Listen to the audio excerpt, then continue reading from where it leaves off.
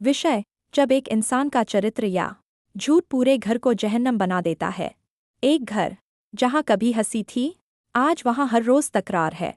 घर में एक ऐसा इंसान होता है जो हर बार खुद गलत करता है और फिर झूठ बोलकर दूसरे को गलत साबित कर देता है। उसका झूठ सिर्फ शब्द नहीं होता, वो भरोसे को तोड़ता है, दिलों में शक भर देता है और घर को अखाड़ा बना देता है। जो सच बोलता है वो हर बार सफाई देता है और जो झूठ बोलता है वो हर बार मासूम बन जाता है। धीरे धीरे घर का सुकून खत्म हो जाता है, बच्चे डरने लगते हैं, बुजुर्ग चुप हो जाते हैं और रिश्ते बोलना छोड़ देते हैं।